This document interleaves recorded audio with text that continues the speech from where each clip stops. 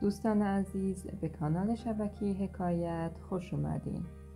امشب میخوام براتون حکایتی رو نقل کنم از زن بیوه‌ای که برای امرار معاش خود شکار بیشه میکرد که یک روز سر راهش دو ملا قرار گرفتن.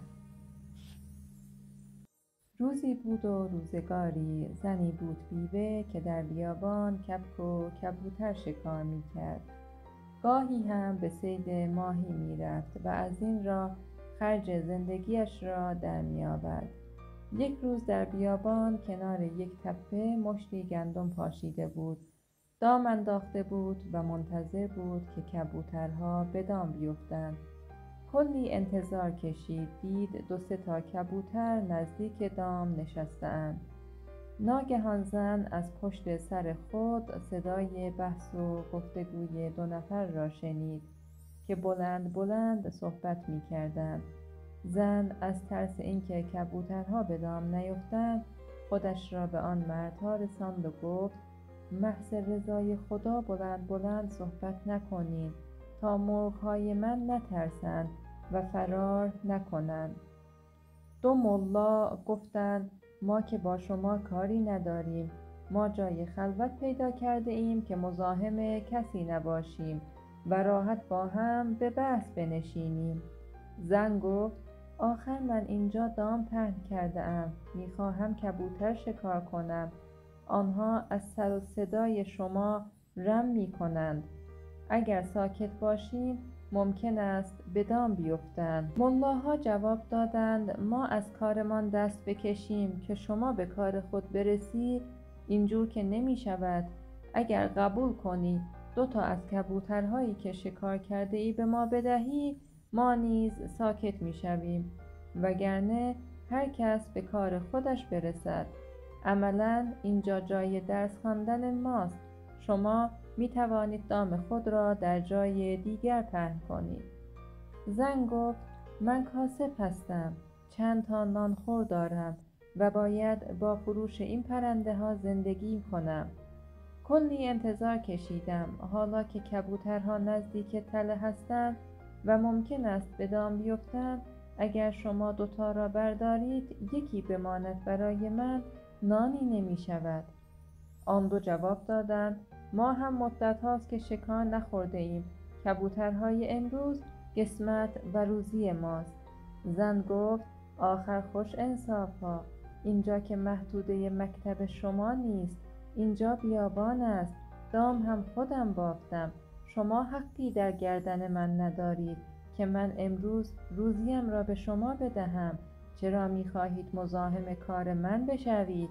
هرچه التماس کرد آنها گفتند که باید قبول کنی که 2 کبوتر را به ما بدهی تا ساکت شویم، وگرنه به بحث ادامه می دهیم. اگر مرغ‌ها هم پریدند به ما ارتباطی ندارد. تو هم حق نداری که مزاحم درس خواندن ما بشوی. زن گفت: حالا که اینطور است، برای اینکه من راضی بشوم کبوترها را به شما بدهم و حلال باشد، باید در ازای 2 کبوتری که به شما میدهم شما هم درسی را که میخوانید به من یاد بدهید. همه قبول کردند و ساکت شدند و آن 3 کبوتر هم به دام افتادند. پس از آنکه آن زن کبوترها را گرفت و به ملاها داد، گفت: الوعده وفا. حالا نوبت شماست که به قول خودتان وفا کنید. درسی که بحث آن بود را هم به من بیاموزید. آنها گفتند: مشکلی ندارد، اما شما سوادی ندارید و متوجه بحث ما نمیشوید. شما هم باید سالها درس بخوانید تا درس امروز را متوجه بشوید. حالا با فرض اینکه امروز 1 کلمه هم یاد گرفتی، اینکه برایت آب و نان نمی شود. زن جواب داد: درست است که سواد ندارم، ولی این را می دانم که هیچ کس همه چیز را 1 روزه یاد نمی گیرد و هر کلمه‌ای که انسان می آموزد بالاخره روزی در زندگیش به کار می آید. ملاها گفتند: آفرین به آدم چیز فهم. حالا که اینجور شد گوش کن. گفتگوی ما از این قرار بود که یک آدم خنثی مطابق علوم مذهبی چگونه ارث میبرد؟ هنوز هم به نتیجه نرسیده بودیم که شما ما را ساکت کردیم. زن گفت بسیار خوب، از اینکه همین یک کلمه خنثی را یاد گرفتم از دادن کبوترها راضیم. سپس خداحافظی کرد و رفت. آن روز گذشت. زن برای صید ماهی به کنار دریاچه رفت و تورش را انداخت تا ظهر منتظر شد، ولی هیچ ماهی صید نکرد. خسته شده بود که ناگهان دید یک شاه ماهی زیبا که تا به عمرش ندیده بود در تورش افتاد. از بس که زیبا بود آن را در تشتش انداخت که زنده بماند تا به خانه ببرد. در راه مدام به آن ماهی نگاه می‌کرد و از قدرت خدا متعجب بود که چه موجود زیبایی خلق کرده، چه رنگامیزی زیبایی در پشت گردن و سینه و بغل‌هایش رنگ‌های زیبا دارد و خدا را از خلقت این ماهی عجیب شکر می‌کرد. وقتی به خانه رسید فرزندش را صدا زد و گفت امروز اصلا ماهی گیرم نیامد. داشتم به خانه برمیگشتم که دیدم این ماهی زیبا در تورم افتاده. نگاه کن، مثل عروسی است که 7 قلم آرایش دارد. فرزندش خیلی تعجب کرد و با شادی گفت مادر، بیا این ماهی را به عنوان هدیه به درون حوض مرمری که پادشاه تازه ساخته بینداز و با این کارت نام خودت را بلند آوازه کن. زن گفت آفرین بر تو، موافقم.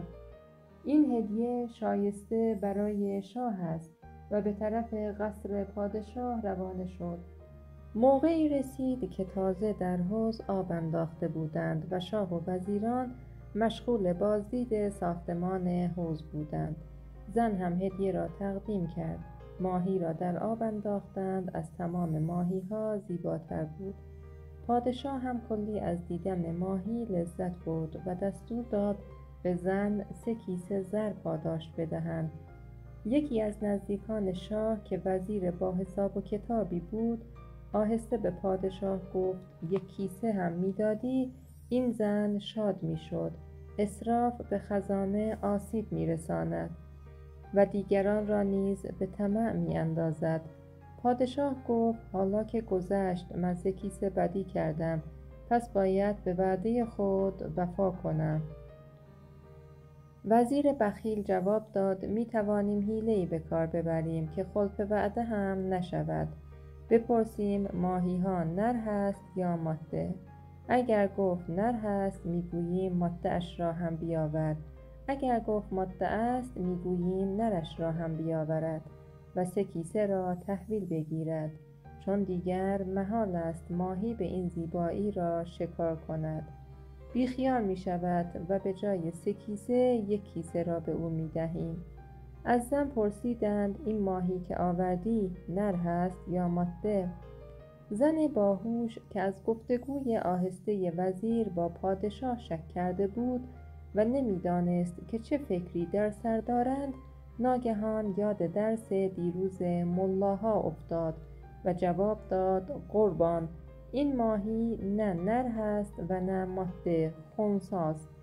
همه حاضرین از این حرف خندیدند. پادشاه هم از حاضر جوابی زن خوشش آمد و گفت حالا که چنین است 4 کیسه زر برای او بیاورید. و زن بیوه هم انعامش را گرفت، شاد و خندان به خانه برگشت و با خود گفت راست گفتند، یاد گرفتن هر چیزی روزی به کار آدم می آید، حتی اگر 1 کلمه باشد. دوستان عزیز، متشکریم که تا انتهای ویدیو با ما همراه بودید. عزیزان، اگه شما جای زن بیوه بودین آیا ماهی رو به پادشاه هدیه میدادین؟ حتما نظرات خودتون رو در کامنت برامون بنویسین. تا داستان دیگر، خدا نگهدار.